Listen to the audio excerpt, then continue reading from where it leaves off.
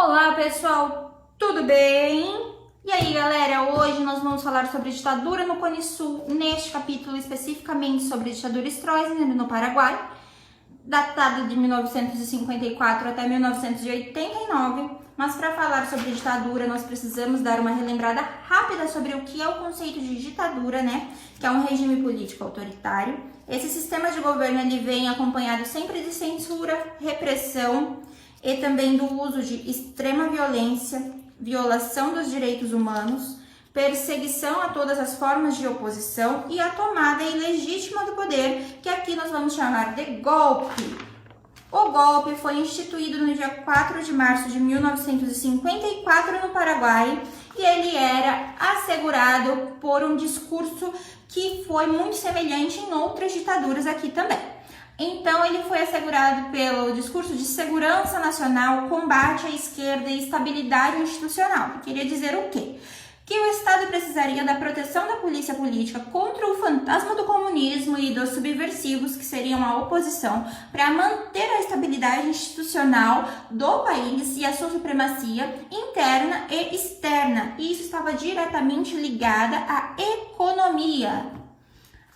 Os militares, eles tinham interesses econômicos e o apoio de uma figura já muito conhecida no meio econômico do Paraguai, o antigo presidente do Banco Central do Paraguai, Epifânio Mendes. Eles se aproveitaram de um cenário propício, né? E contava com a rachadura do Partido Colorado, o único partido do Paraguai, que ali estava tendo uns conflitos de visão política. Os democráticos tinham um viés e apoiavam esse viés, e os aviões rojos também apoiavam um outro viés, e eles estavam ali conflitando entre si. A Guerra Fria era um contexto de disputa de influência que estava a nível mundial, mas aqui na região Brasil, Argentina, Estados Unidos, a disputa de influência era muito grande e esse também era um cenário muito propício para Stroessner tomar o poder. Essa foi a primeira e a mais duradoura ditadura do Cone Sul. Sua duração foi de 35 anos e ela ficou conhecida como El Estronato. Então, se vocês virem, ouvirem ou lerem El Estronato, já sabem, estamos falando de ditadura no Paraguai.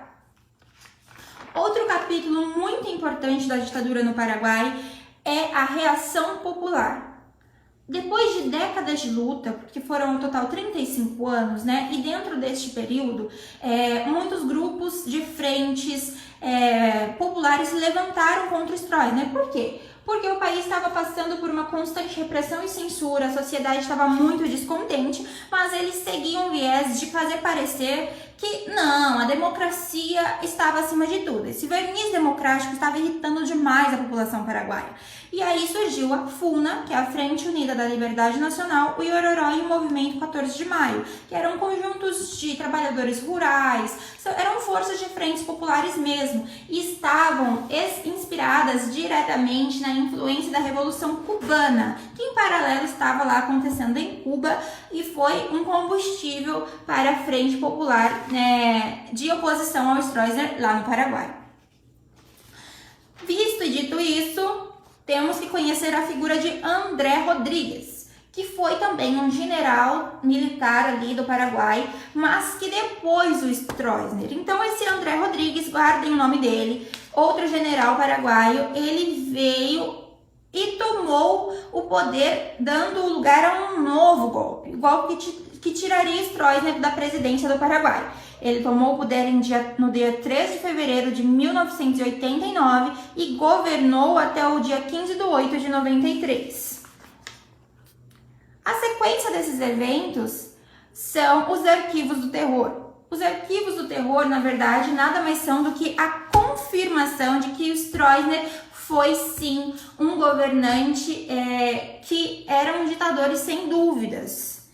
Lá no ano de 1992, os dados que foram encontrados e revelados, né, pelo professor e ex-preso político Martán Almada na cidade de Assunção, no Paraguai, vieram a comprovar que toda a atuação do regime do Estronato, ela foi sim criminosa. Foram encontrados 700 mil registros, dentre eles fichas, pastas e fitas que relatavam a atuação do regime e que contavam com grampos, com documentos de presos políticos e também fotografias desses presos políticos.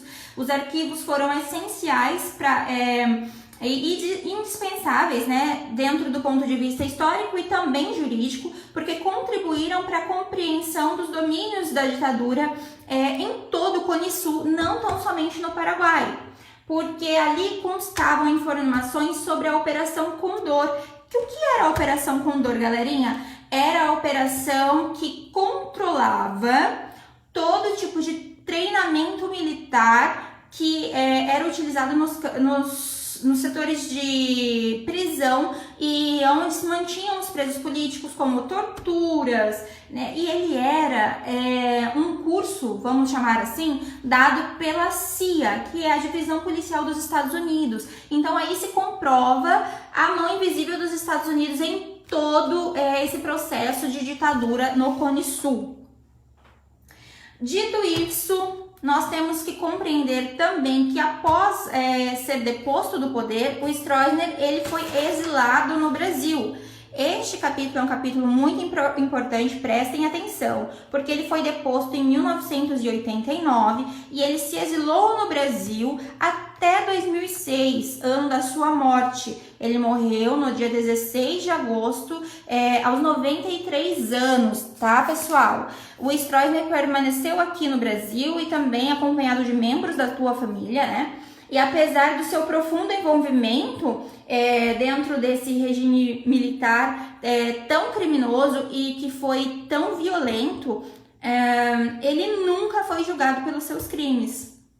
Ainda que a sua associação com prostituição infantil, com pedofilia, com todos os tipos de práticas de tortura, a associação a narcotráfico, rapto de meninas, ele mantinha inclusive um harém com menores de idade para ele e para os homens da sua confiança durante todo o período de ditadura, ali onde ele foi o líder político, presidente do Paraguai.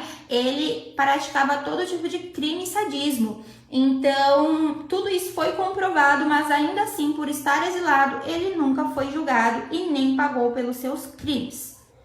Este foi o resumo sobre a ditadura no Paraguai e as figuras mais importantes aí dessa história. Eu espero que vocês tenham gostado. Se liga aí na revisão, anota, dá replay e até a próxima. Tchau, tchau!